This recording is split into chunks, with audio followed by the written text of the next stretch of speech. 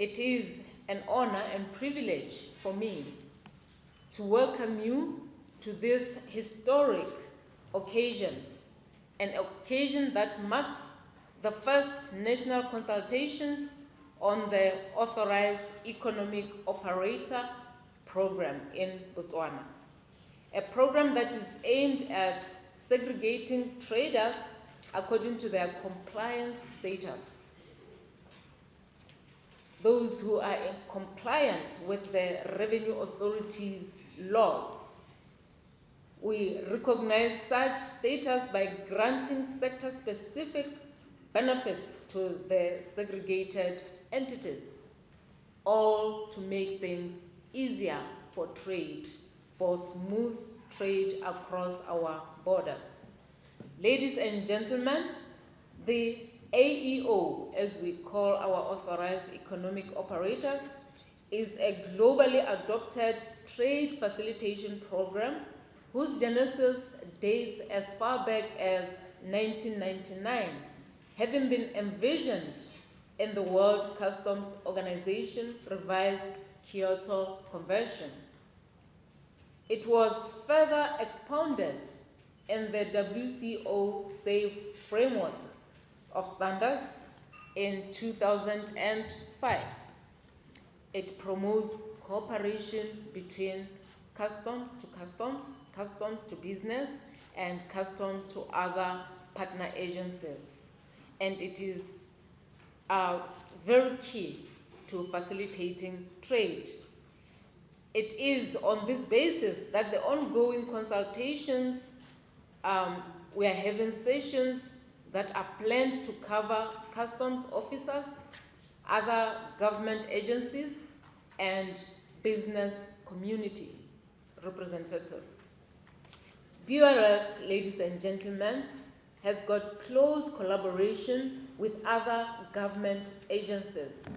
To this end, BURS has established a Heads of Border Agencies Committee, which provides a platform where issues of mutual interest are discussed and ideas exchanged. This arrangement provides for a better management of our borders through coordinated efforts. Director of Ceremonies, I wish to indicate that though the AEO genesis dates from afar, the implementation of this program has been very slow in Botswana and actually within the SACU region in general. And this is due to a number of challenges, including issues of human resources. It is for this reason, ladies and gentlemen, that Botswana Unified Revenue Service is in the process of undertaking an organizational structure realignment exercise with a view to ensure effective implementation of noble initiatives such as the AEO, amongst others, and that is as a solution to human resource challenges. The benefits of this program, ladies and gentlemen, are worth highlighting. They are worth highlighting. Firstly, we really should realize that time is money, and I don't think I need to be convincing business of that fact. Time is money, and if you can be assured of predictability in terms of the time you will spend at the border when you trade, that in itself implies that you are already having a leg up in terms of your competitors in business as you trade, because you have no investment to waste on, managing the unpredictability and the vagaries of what happens at the border post. For you, it's a very predictable process. You know that when you are cleared to go, you go to the border, you clear the border, and that's it. Time is money. So it actually ends up into money in the pocket for the business. But there's also an element of predictability, which in itself, I think, it's one thing to say on Monday you will pass quickly and then on Wednesday you get surprised by a curveball that you didn't expect.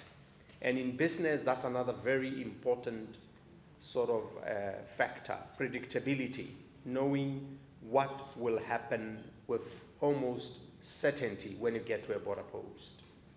And this program seeks to provide not just that element of time, speed, but also that element of ensuring that there's predictability and consistency in what happens at the border. Obviously, what happens is for you to be a member of the program, and a lot will be said about the program this morning, you have to be initially subjected to some holistic review to, one, validate your financial viability, to validate your business processes, that they are credible and will in fact generate an audit trail that will enable BURS, when it comes once in a while, to find an audit trail to verify that you continue to be compliant, you continue to qualify for the accreditation. So this is the program in a nutshell. I don't want to delve too much into it. It will be expounded upon later. For me, what's important is to maybe emphasize that when all is said and done, we should realize that the program is not an end in itself. It is meant to achieve some greater, higher purpose. And that purpose is to enable Botswana, is to enable countries within SACU to grow their economies, to develop. That is the higher purpose, for the benefit of the citizens within Botswana, for the benefit of the citizens within SACU widely. And to that extent, we should always be assessing the impact of the program in that regard. And the belief is that when we accredit businesses within our member states, within SACU, we encourage intra-SACU trade, but perhaps not just intra-SACU trade, but even intra-Africa trade. Because as you'll appreciate, trade in Africa, African countries trade more with the rest of the world than among themselves. Our supply chain networks are more, especially with the mineral industry, the extractive industry, diamonds being a very notable example in Botswana, largely from pit to port. From pit to port, and to then be exported out of Africa, where value is added to the commodities, and then they come back as high value added consumables like this iPad or this microphone or this TV screen, made up of our minerals, our raw materials. But all that we have are logistics networks that are facilitating that pit to port arrangement and then back for consumption. The idea, especially under the AFCFTA, the Africa Free Continental Trade Area, is to try and reverse that trend and to try and encourage more trade within Africa through encouraging export-led growth. And the way to do it as part of the strategies is to engage in tactics like this AEO program, because it is trying to ensure that our businesses are competitive enough to then be able to export to other regions of Africa and the rest of the world and land there at good quality products, high quality, land on time, at least cost. Because unless and until we can provide that seamless trade across our borders as SACU, we cannot be expecting to be competing with the rest of African regions. The East African community is an example, comprising Tanzania, Kenya, Rwanda, Burundi, and the others, Uganda being one of them. They also have their own AEO programs that they are putting up together there to try and make sure that also as a region, they become competitive and can in fact conquer the SACU market and land here as part of the AFCFTA free trade area with high quality goods, goods that are priced competitively, goods that then can enable them to industrialize their region and their countries through trading with SACU. And indeed, you may appreciate, as SACU, we recently submitted our own tariff offer to other regions of Africa to say, as SACU, we are willing to play ball. We want to trade with you, and we are committed to reducing our tariffs in various identified product lines so that they can then trade with us. They can actually sell to us at rates of duty that will be increasingly over the 5 years be reduced. They have done the same thing, pledging to reduce tariffs to enable you as businesses within SACU to access their markets. And I'm talking about East Africa, I'm talking about West Africa, I'm talking about Central Africa and North Africa. And therefore, the analogy that I use is that of an Africa-wide competition of business. And what we are doing through this program is to making sure that we give you, SACU business, a leg up when it comes to now competing with businesses from Tanzania, from Rwanda, from Nigeria, Ghana, Egypt, and Cameroon, so that you can sell your products in that market, so that you can put them on a container here in SACU, make sure that we have the trade facilitation and logistics networks, we have the AEO program right there at the border to basically ensure that your containers are enabled to pass through with little hassle, because it is only through such predictability, through that speed, through that accreditation, and that you shall be able to be competitive. You can imagine horticulture products or even beef that Botswana is a major exporter of. These are very time sensitive and handling sensitive products that if there is no predictability in terms of what happens at the border, you might end up with the beef landing up in Ghana, but the beef is no longer the same beef that left Botswana, right? And therefore the issues of the handling there is intended to be one of the key features. And it's very important also to stress, and I'm glad that on the second day we engaged with other government agencies, and I'm glad I'm seeing the presence of the police in here, if I'm correct.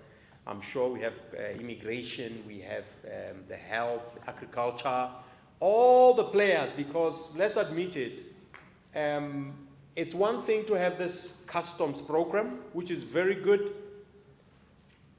but it's quite another to then have it only within customs and the other government agencies are not playing ball.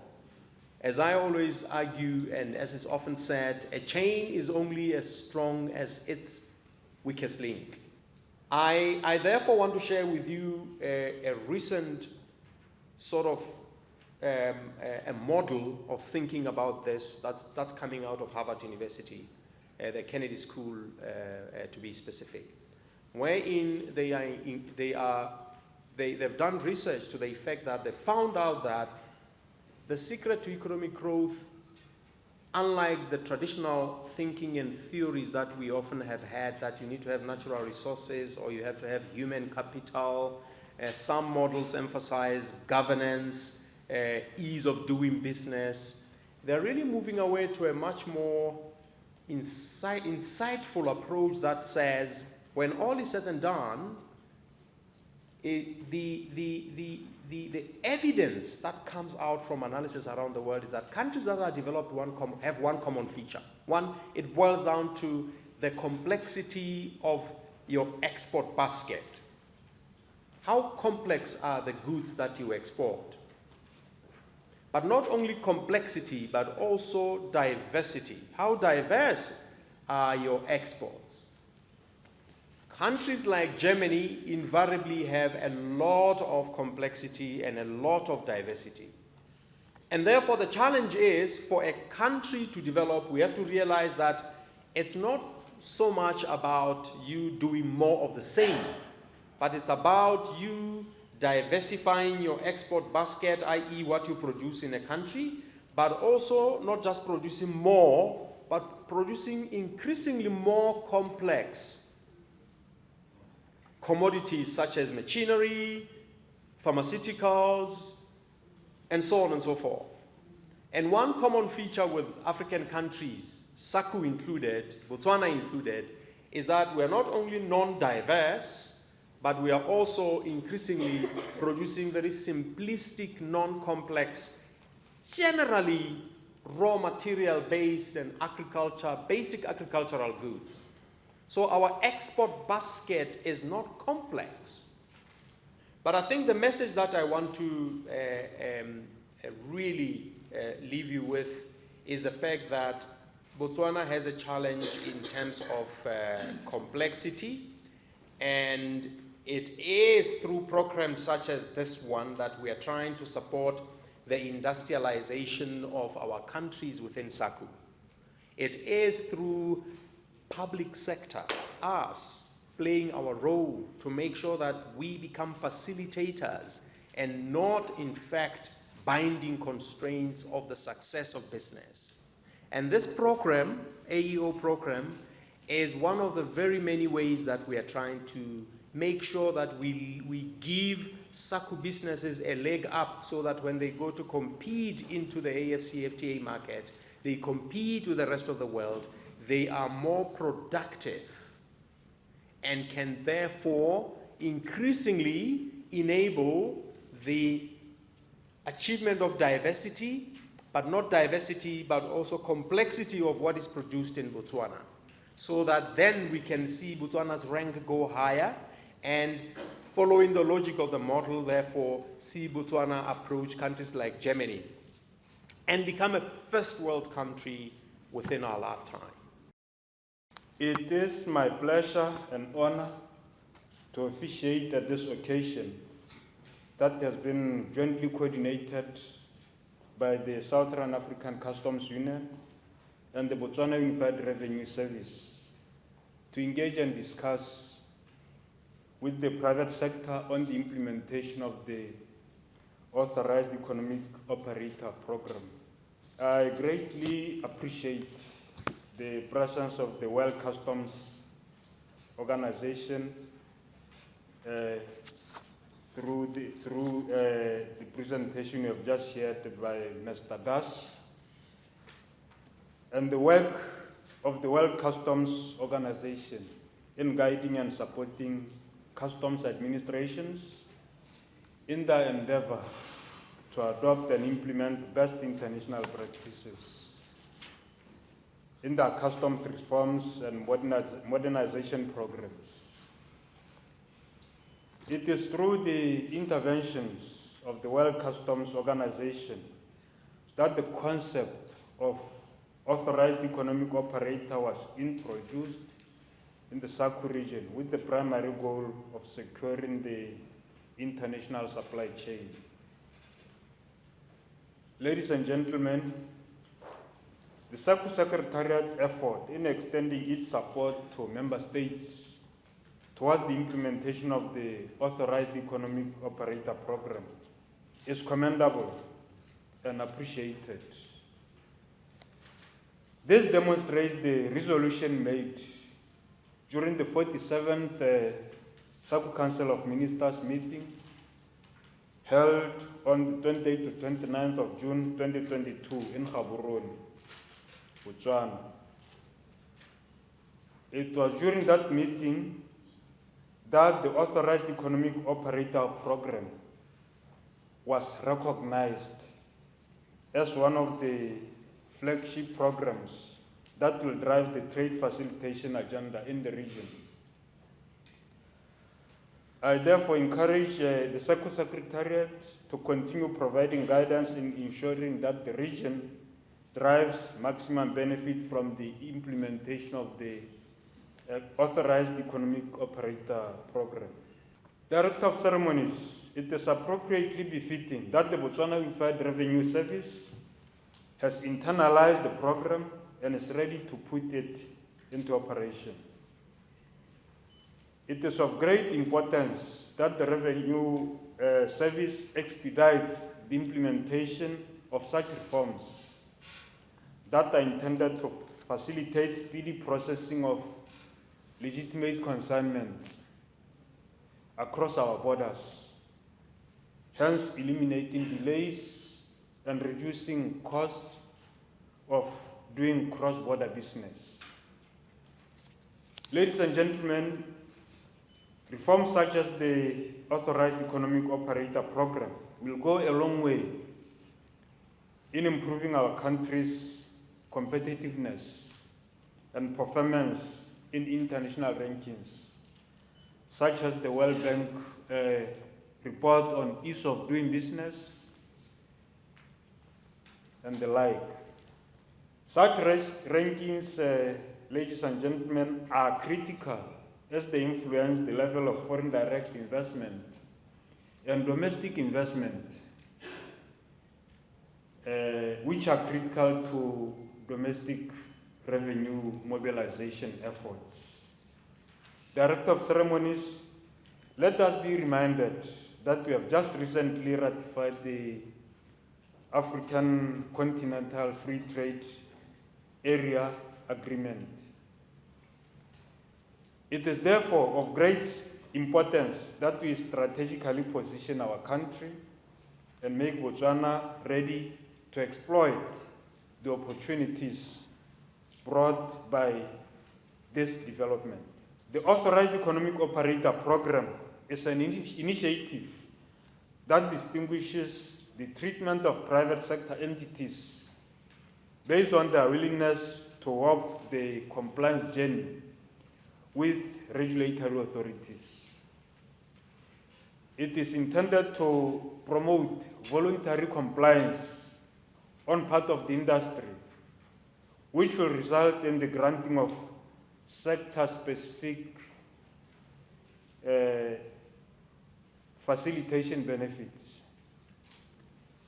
I would therefore like to take this opportunity to encourage you, the business community, to embrace the Authorized Economic Operator Programme.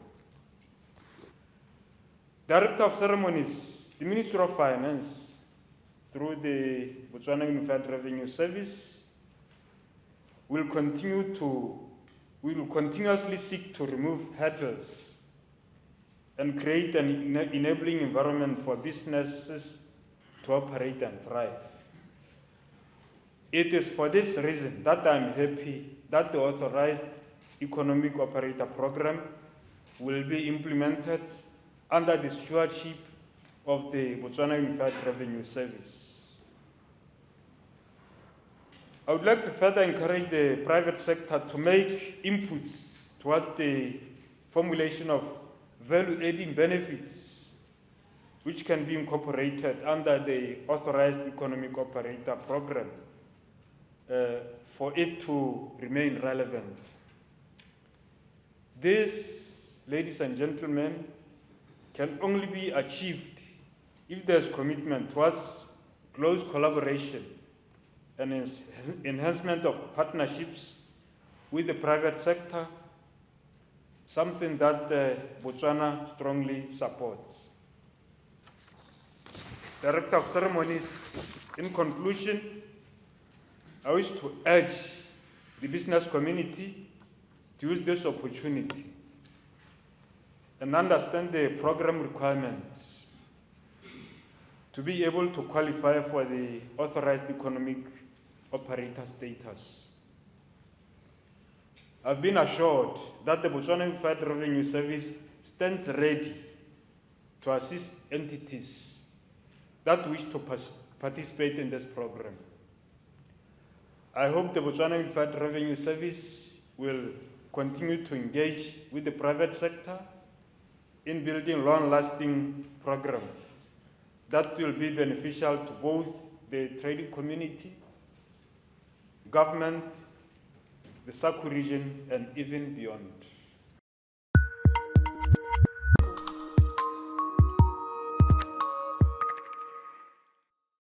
I want to ask the CG, Ms. Jeanette Makolo, what does the AEA program mean for our country, Botswana, in your view?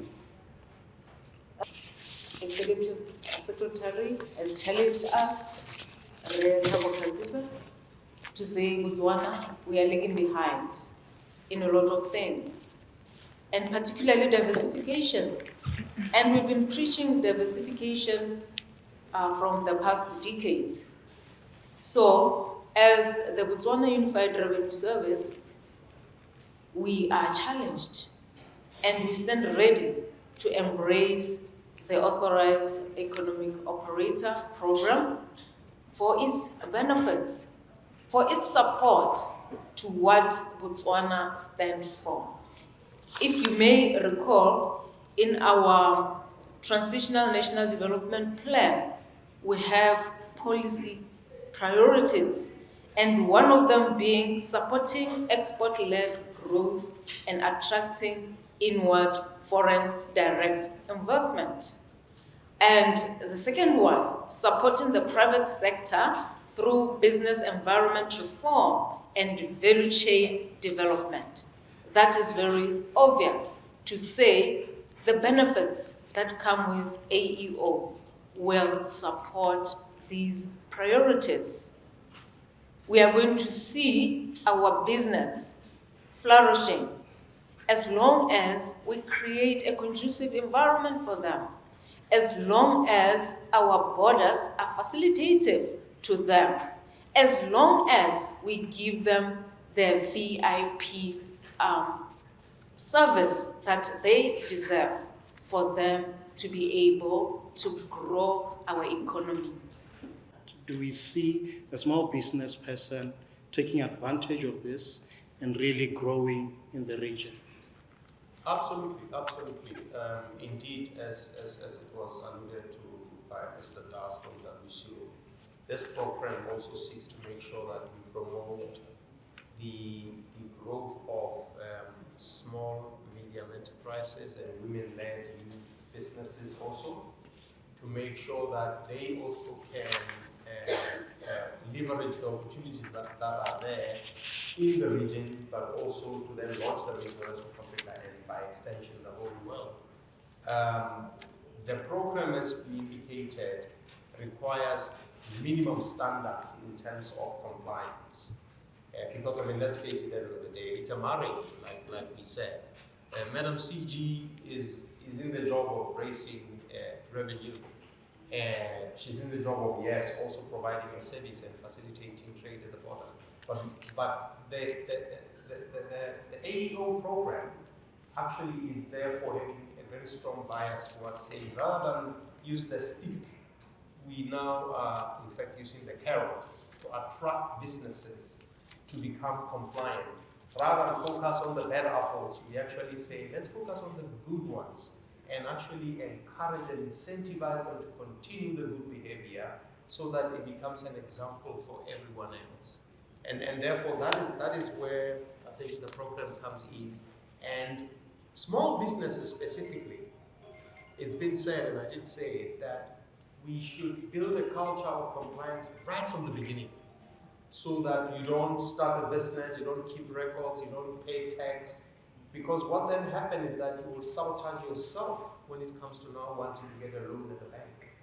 Or maybe when you are now a bigger business and then URS auditors come and your business is, killed before it's born because you started on a wrong footing by not being compliant. So the encouragement of this program is that as a woman-led business, as a youth-led business, as a small business, medium enterprise, even big business, be compliant. And if you are compliant and you keep basic minimum records, then you will be a friend of the URS, and you therefore will be able to access the markets in the region and the rest of Africa and the world. Mr. Maiketsu, can you please share with us your work with businesses that conduct cross-border trade in Botswana? UNDP, like the name suggests, United Nations Development Programme, agency of the United Nations, which does development work. So UNDP is a development partner partner with governments in countries where UNDP is found.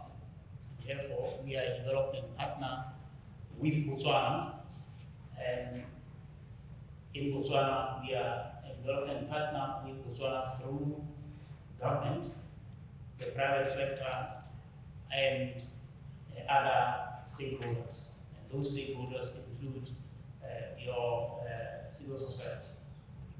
So our mandate is mainly to support Botswana develop. You remember that in Botswana, they do that through the different development documents, mainly the Vision 2036. And in that Vision 2036, we want to be a high-income country by 2036. Now, there are ingredients towards, or that would help us achieve high-income country, and that is development, and that is what we are doing as UNDP. If you go to the Vision 2036, you break down the achieving high-income country status by 2036. We are saying that we want a manufacturing sector that produces commercially viable, high-value products targeted at the export market. Now, as UNDP, what we have been doing over the years was to focus on value chain development. We have a program called a Supplier Development Program, which is meant to develop the producers of the products that we want to export.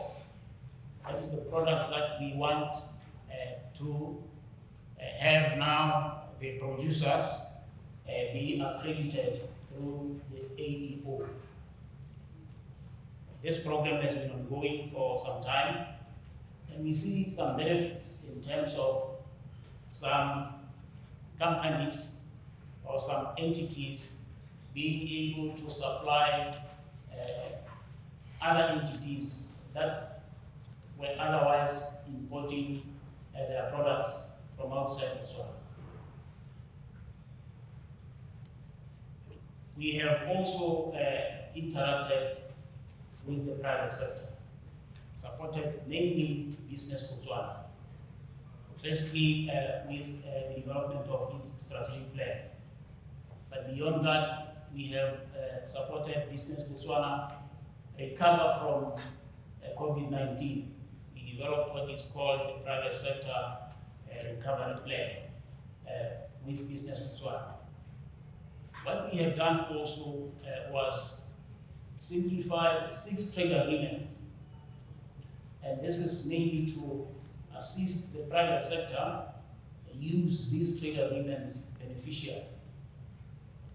So all these ingredients put together are meant to develop a viable and sustainable private sector that can produce products that can not only be used in Botswana but exported to other countries. I am happy that what we have done in Botswana in terms of simplifying trade agreements has been found to be a viable initiative which other countries in the region now want to learn from and start simplifying trade agreements for their private sector. Now, once countries, or once the private sector in these respective countries understand the benefits of participating in trade agreements, then they will start wanting to produce not only for their domestic markets, but also produce for the export market. So this is the extent to which we are interacting with the private sector and other players to ensure that our companies, our private sector is able to produce products that can be exported. And therefore, the essence or the importance of the AEO is that then we can have candidates to be accredited under the AEO, having products that are exportable or that are ready for the export market. Thank you. Of a partnership between the private and government. In regards to the AEO, you mean? Yes. Okay. Thank you, moderator. Morning, ladies and gentlemen. As alluded to by the Executive Secretary, SACU, we view this as a marriage, and I think when people get into a marriage, they get into it because of having looked at what each party is bound to take out. So, I think, for us, it's for BRS are going to implement it based on what they are going to get out of it. We obviously get a buy into it because of what we look to get out of it. Now, I think by and large, we should unpack and see. If you look at a customs authority like BRS, for example, their mandate inter alia includes things like revenue collection in terms of levies and taxes, data collection through the system, which government wants them to do to be able to do that planning, and issues such as ensuring that prohibited goods do not enter the country, that's protecting the country in terms of trade and so on. But if you look at us as traders, we are the customs agents and trade forwarders, what we would like as well is we go to our customers and try to offer them the best possible speed in which they get their goods and their services. So they count on us to do that. So we want efficiency. And obviously one of the impediments to assuring our customers that steadiness is being searched, waiting times at the borders and so on. So an AEO seeks to deal with such issues.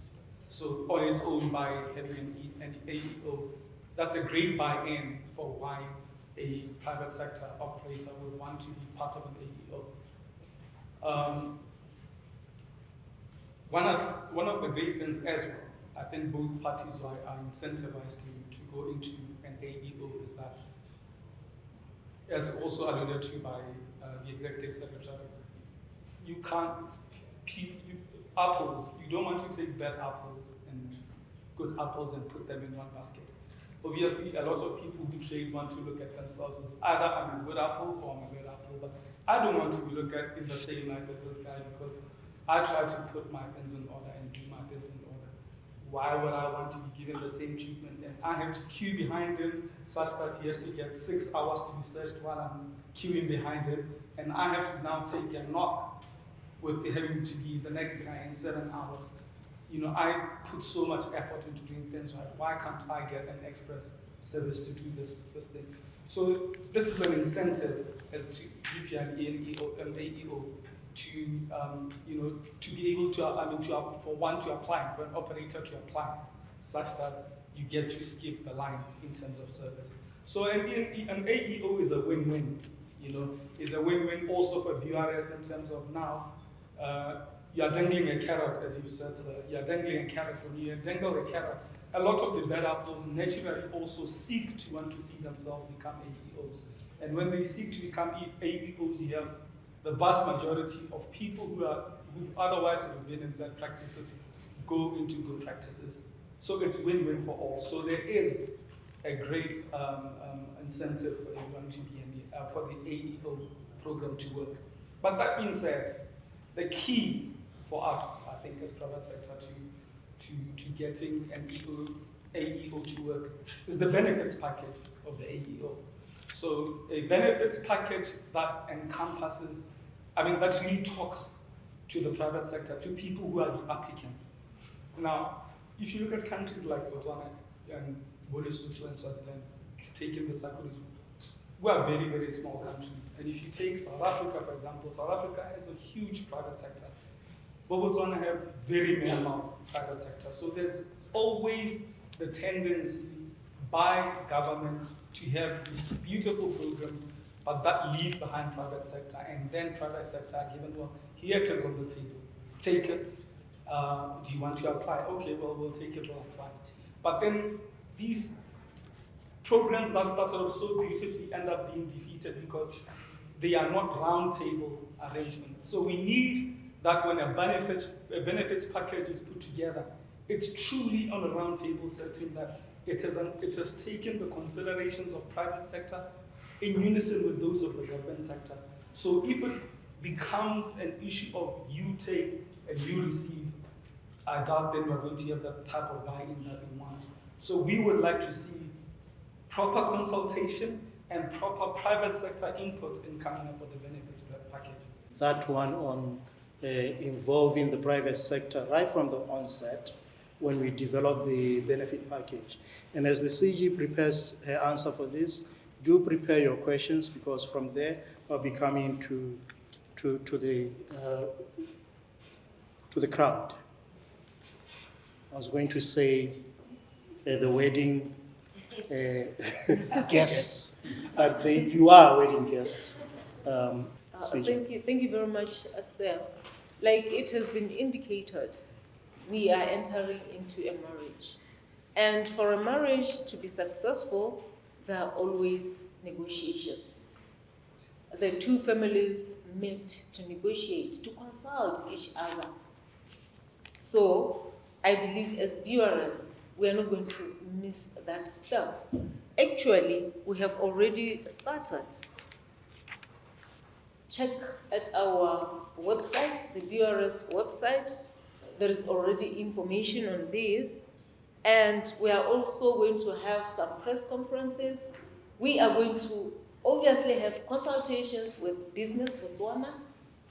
And as such, we won't really miss that step, because it is indeed very important for people to agree on how they are going to travel on this journey, how we're going to do it. And as viewers, we are very much interested in compliance. So, like you have said, my brother, an apple is being dangled out there. And as you dangle the apple, more people are going to wish to have a bite of that apple. And therefore, AEO is going to assist us with compliance issues. And the more we have compliant taxpayers or business people, the more we are going to maximize revenue collection, which is our key mandate. And the more we will be positioned to facilitate trade. Thank you very much. And what needs to be said has been said, and it's for us, that is the trading community, to see how this is a fit with what your business is and how this can potentially add value to your business. As my colleague Ramakani has just asked, it was very important for us to, among people that are eligible for an AEO program, us as customs agents, us as trade forwarders, but yes, there is the manufacturers and the importers and the exporters. I would like to urge BRS, having gotten clarity from the Executive Secretary, I would like to urge that, speedily to also look into getting customs agents and freight forwarders to be included in the benefits package. But all these things, as I said, only come to fruition if we are part of the process to understand how it can serve us. So, I'd like to just for the authorities to say, always bear in mind that, we should always be also at the forefront of formulation of all initiatives that involve or include us. Thank you. Thank you very much. I think you all have listened to the representative of the World Customs Organization. And it was to me about the need for the micro, small, and medium enterprises to also benefit from the AEO. And that's what we believe in as UNDP, inclusivity, that all should benefit by making sure that even the micro and small enterprises benefit. You then positively affect the those in our society who are always left behind. But we believe in leaving no one behind. And as I speak, I would encourage us, ourselves as UNDP and other partners, to start thinking about how we build or develop the capacity of our small, small, micro, and medium enterprises to be able to access the AEO, to be able to utilize the AEO, because it is including everybody else that will make sure that or ensure that the program is beneficial to the country and is beneficial to all the stakeholders, and therefore is able to positively affect our development initiatives as a country.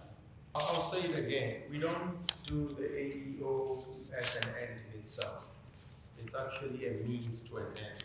And that end is that Vision 2036 of making sure that Botswana becomes a first world country by then. But the message that I had for you today was that there is strong evidence to the effect that for us to get there, we need to diversify what we produce, but not only diversify, but also move increasingly into more complex, high value-added products.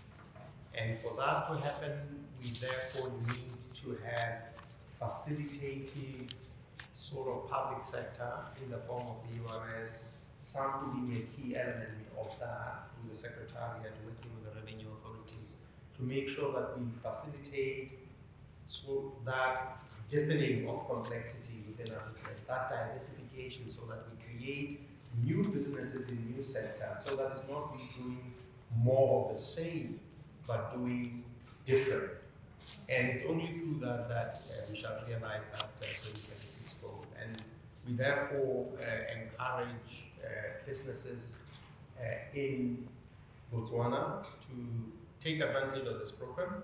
We encourage partners and also pledge to be collaborating with the likes of the UNDP towards ensuring that we really build a region-wide competitiveness for our businesses. I like the ideas that you shared today, the idea of the simplification of the revenue, of the trade agreements, so that businesses can actually leverage on those trade agreements. Because it's one thing to sign them, it's quite another to make sure that business is there and they are promoted and awareness is created. We are actually thinking of having a region-wide program along the same lines, and we probably will be having conversations with the UNDP and business. And I think the idea that also we should not be doing this to business, but we should be doing it with business, consultation. It's very, very fundamental, and that one would encourage that we take it as home. Thank you. All I can say in closing is that as viewers, we are taking our role as facilitators of trade seriously. And the AEO is going to help us to achieve that. The facilitation of trade is what is going to make us as viewers succeed in our key mandate. We need the revenues to support the national development. And tax revenues, customs revenues are key in this. So we are going to collaborate with the traders, other government agencies, and everybody who is concerned to make sure that we facilitate trade. And in closing, the future of doing business is AEO. Thank you. It is a pleasure and honor for me to be part of this session, jointly coordinated by SACU and VURS, to engage and discuss the implementation of the Authorized Economic Operator AEO program with the private sector. I appreciate the collaboration by all stakeholders towards the implementation of the AEO program, both at the national and regional levels. This demonstrates a commitment to the resolution made by the SACU Council of Ministers that AEO shall be one of the flagship programs for driving the trade facilitation agenda for the region. Indeed, the increased global trade and the dynamics in the international supply chain have created new demands on the roles of customs administrations and other government agencies in trade facilitation. Ladies and gentlemen, it is also appropriately fitting that the SACU Secretariat has ably led this regional strategic direction and can support the member states in implementing this trade facilitation initiative, which creates an enabling environment for businesses to operate and thrive. We thank you, SACU, for your support. Now the private sector has the platform to make inputs towards the formulation of value-added benefits which can be incorporated under AEO. Therefore, I encourage all present today to urge the associations, bodies, and federations to affiliate, to participate, and actively contribute to this trade facilitation initiative. Director of Ceremonies, let us make the best use of all these avenues that are being opened, or even be the ones who pioneer such initiatives to bring about change that will steer our economy back to recovery. The AEO program seeks to position us as a country to be globally competitive by improving access to regional and global markets, while at the same time improving our internal efficiencies. Therefore, it is a collective responsibility to implement the AEO as success through open collaboration and building our customs to business partnerships. The AEO is one such partnership program with a promise to distinguish the treatment of entities based on their willingness to walk the compliance journey and the regulatory agencies, with the regulatory agencies. This will bring real benefits to you as a business. Therefore, I urge companies to use this opportunity to understand the program requirements to qualify for accreditation status. Accreditation to the program will deliver benefits at the country level and across the region, as this is a SACU initiative. In this way, the program will provide a win-win situation for all. I have been assured that the BRS is willing to assist entities that want to be part of this program to meet its qualification criteria. Beyond our borders, the SACU member states also have demonstrated a clear and deliberate intention to collaborate in building their respective economies. And again, well done, SACU Secretariat. Thank you very much. And it's written, may the Lord God Almighty bless you. Pula ha elenele. Just as a reminder that the program that we are implementing, it is basically we normally refer to it as a risk management strategy, as an enforcement strategy. And it's one of, you can look at many international instruments out there. They are talking to it. The Trade Facilitation Agreement, specifically Article 7.7 of that, refers to the concept of authorized economic operator. In fact, they're calling it authorized operator, the same as the African Continental Free Trade Area. It's got Article 13, it also talks to that. The revised Kyoto Convention, Chapter 3 of that talks to this concept. So we said as a region, there is no way you're going to be left behind. As a region, we believe that majority of our traders are actually compliant. Majority of our traders want to be assisted to be compliant. Majority of our traders want to be given a platform where they can actually compete globally. And we want to make sure that we follow those approaches. So there are many initiatives that we have agreed upon. And the first one is to say, currently with the existing program, yes, right now we've got 175 in the region, and the ES did mention the breakdown. Majority of the member states initially opened it to importers and exporters alone, but we are now opening it, and we have opened it to the rest of the supply chain. So all of the member states, including Botswana, they do have an enabling legal framework that will allow all economic operators to participate.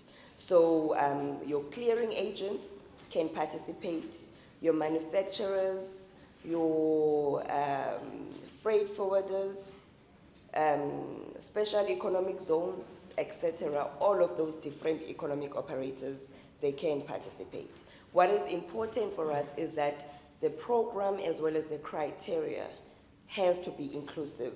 It has to be inclusive to all economic operators, also to different sizes. So if you are a trader, either you are sitting here today or you are joining us online and you are thinking that maybe my business is defined as a micro entity, can I participate? The answer is yes, you can, and you shall. All right? You can participate because one of the key things that we want to do from a regional perspective is we would like to give you a platform where you are able to compete globally. We are intending to also sign mutual recognition arrangements or agreements with other trading partners, either other regional blocks or other countries. And what then suggests is that we now need to expand the program to include requirements for safety and security. And the next speaker will then take us through to mention exactly what that is. The other thing that I also wanted to talk about is we understand, we know, we are not operating in silo as customs at the ports of entry. We're not only customs, and we're saying because this program, it's an industrialization or it's a trade facilitation initiative, and we're trying to promote trade. So in order for it to be effective, in order for us to use this program to link it to the indexes that were mentioned, it has to be a whole government approach. It cannot be a customs thing alone. So we've been having engagements with our wonderful partner government agencies where we are saying we need to come and work together in developing a program for the region so that the authorized economic operator concept is not something that is identified, acknowledged, and recognized by customs alone, but it should be recognized by all government. So I'm quite excited because even yesterday we're engaging our partner governmental agencies on the concept, and I think we did get a commitment to continue working on this process. So we'll be expanding it to include other governmental agencies. The other issue is the expansion of benefits. So BURS currently has 11 benefits, and they will talk to us about that. And I'm sure in the future they'll be also implementing measures to actually measure how effective those benefits are. And in the region, we currently have 3 benefits for mutual recognition arrangements. However, we now want to work with and through stakeholders, our economic operators. We had the panelists who said in order for us to create a win-win process, we need to ensure that we partner up. Customs, partner governmental agencies, and business partners, we have to do a dance, right? We have to do a dance together so that we co-create the program, we co-create the requirements. And as customs officials, we might be great at so many things, but one of the things where we are lacking is really the experience, the day-to-day running of the business, the day-to-day supply chain requirements, the day-to-day advanced technology. So we want to work with and through trade in building such. Hence, we're then saying one of the things that we'll be doing at a regional level is to enhance the existing customs and partner governmental agencies as well as the private sector consultative forum. But we'll also do the same for Botswana as well, where there's a consultative forum where you can then co-create the program together with customs so that we can actually identify tangible and meaningful benefits not just benefits that we think as customs add value, and you find that actually they are no longer relevant in 2023, or they will no longer be relevant in 2025. So we have to be forward-thinking, we have to be quite inclusive. So I've mentioned the SMME part, I've mentioned us also managing and also assisting businesses that are led by women, Womanda. Then I just also wanted to talk to what we have found when we're engaging throughout the region when it comes to the benefits. So the existing benefits that are out there, I can make an example from a South African perspective. We've got 160 clients, and out of these 160 clients, we also have 3 that have got now safety and security. And normally we would test what does it mean for their business. And all of these benefits, which are similar to what BURS is offering, some of the clients have actually said, Pelisa, you know, ever since I joined the program, I've had a saving of about 30,000 to 43,000 per container, saving per container. So if you look at your business, you know how much movement of goods you have and what could that translate to you. Some of the benefits that are thoroughly enjoyed, especially with your clearing agents, the reduction of bonds. So we have bonds that are reduced to about 60 to 80% reduction of bonds. Sometimes we don't even require them to make any security lodgement. And again, that translates to thousands, if not millions of rands. Okay, rands, apologies. Pulas could be even more. Another thing that we are doing in the region, you will hear from the next presentation when they are talking to us about the criteria. We've got a criteria that we call sufficient customs knowledge. And the reason why we're doing this is because we are trying to make sure that whoever we're doing business with, they understand the customs requirements, because once they understand the customs requirements, it makes life very easy for them. We cannot expect you to comply to what you do not know. So when we're asking them questions to say, is this really valuable to you? We received feedback that about 90% said, actually this issue of customs sufficient knowledge is quite valuable to me.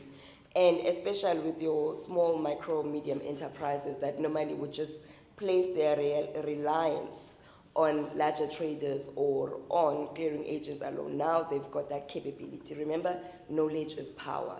So the more you know, the more you are able to save. So I'm just trying to highlight the importance of this whole aspect. What we're now trying to do is to say, as and when we're expanding the program, we are going to be pushing on the supply chain security, because we want to make sure that we have our program recognized by other blocks, recognized by other customs administrations out there, so that we can really make it easier for our traders to comply. And then we're going to continue, you know, increasing the value add of the working group that we are developing, the working group that will be constituting of the private sector, the working group that will be constituting of the governmental agencies. Remember, I said the dance. We'll be dancing together in co-creating this program. So we are very grateful for you to invite us today to talk to you about this process. And this is not just a process where we'll just talk once and we won't be hearing from you, but it's a process where we're introducing a concept, and we want to make sure that when we're coming back to review, we can actually link this authorized economic operator concept to growth of the economy. Thank you so much. Ms. Pelisa spoke about the legal basis for this. I will not delve too much into it. This, as you can see, it's an international obligation from the RKC, from the WSO Safe Framework, and from the TFA as well, and then newly from the AFCFTA. And it speaks to governments facilitating their businesses that have been authorized to take advantage of the benefits that come with this program. And I would like to say I'm comforted and I'm very happy, because for this session, my leadership was supposed to have left, and they took it. This to me is a commitment. It's a display of how committed they are to the success of this program. And it's not only the leadership from BURS, it's also from SACU and also from other government agencies here present as well. It shows commitment, and I truly appreciate it. So at the international level, the country is committed through those instruments, and also at the national level, we have provided a legal basis for the program as well. It has been provided for in the Customs Act. It provides for the establishment of the program and implementation of the program locally. It provides for what the accredited clients are responsible for. The responsibility is also on the side of the revenue service and on the side of the client. And what it would take for the status to be revoked or to be suspended, and it also provides for Botswana and indeed SACU to enter into mutual recognition agreement. You will note also that Botswana has committed at the regional level to whatever negotiations that they enter into to do it as a block. And also, so having this in the legislation allows us to implement for our businesses to also benefit in the neighboring country markets as well. Okay, so in the legislation, we have provided for two types of authorizations, being the AEO compliance and the fully fledged AEO. This AEO compliance was previously known as the preferred trader. And I'm sure the three accredited clients seated here are now starting to nod, seeing themselves, because now we have rebranded from the PT program to the AEOC program.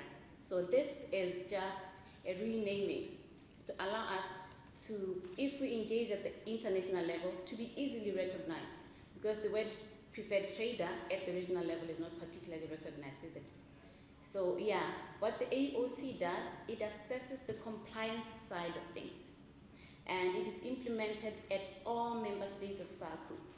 And in the same vein, at the end of May, Mr. Kasipe and my Commissioner General will be in Johannesburg to sign a mutual recognition arrangement as a basis to allow our businesses to be able to be facilitated when they enter into all the markets in SACU through this mutual recognition arrangement. And for those clients that have been accredited under the AEOC, the benefits will only apply to the SACU region, to the SACU market, while the fully fledged AEO, they can now benefit even in the regions that we would have entered into MRAs with. What is this fully fledged AEO? The fully fledged AEO assesses the compliance side and the safety and security side of things. So it's made up of two components. You will get to see, as I progress with my presentation, the compliance aspects and the safety and security aspects. So as I said, SACU or any other member state will enter into MRAs, and then companies will be able to be facilitated as far as China, as far as whatever country would have signed an agreement with. So the accredited client has the responsibility to maintain their compliance with the standards that have been set. They have a responsibility to comply with the law, customs legislation, and related laws. They have the responsibility also to proactively manage risks. One of them being, if you are dealing with a company that has been involved in any kind of wrongdoing, manage that risk, because it will, not may, it will affect how you are viewed by the revenue service. We spoke about reduced number of inspections. That process might kick in now, because now we might be needing to stop you. So the client has the responsibility to proactively manage their risks. And they have a responsibility to ensure that all the information that is submitted to the revenue service is as accurate as possible, so that in the case of any investigation, they are still found to be clean, and they have the responsibility, lastly, to be up to date in all their tax matters. Let me just take this opportunity to thank all of you for having honored our invitation. But most importantly, our leadership, our Honorable Minister in absentia, and our Deputy Minister, is it? Yes, who honored our invitation and graciously addressed this gathering. We thank them. Secondly, I would like to thank my Commissioner General for granting us the authority to host this event and for agreeing to come and grace this event. And secondly, I would like to also thank SACU Secretariat through the leadership of UNICEF. South Africa for having availed their experts. Nepelisa, thank you. Nepadi, for your dedication, leadership, for your patience. We are a very difficult client. We thank you. Our cooperating partners, our partners in crime, our UNDP, Business Botswana, we thank you for having honored the invitation and for being part of the panels, sharing your experiences with us this morning. We thank you. The private sector, media houses here present, BRS Executive Management, we thank you for having honored the invitation to participate, to come and listen, and also identify where you come into this process. BRS Customs Service Division alone cannot deliver on this project without your support. I'm happy Commissioner of Finance is here. We're going to need the money. I'm happy our Director HR is here. We're going to need the human resource. We're going to need those auditors, Madam HR Director. I'm happy Director IT is here. We're going to need the IT support. Yes. Like somebody said, you are as strong as your weakest link. If any one of us drops down the ball, we will not deliver.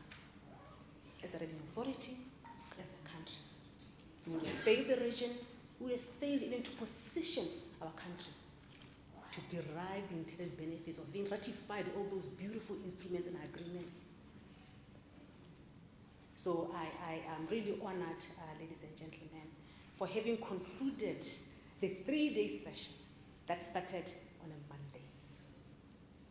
And I'm grateful, I'm humbled by your presence, colleagues. Above all, I thank the good Lord, because it is through him that we are here. It is through him that we are eloquent and able to speak. So let's give thanks to the good Lord.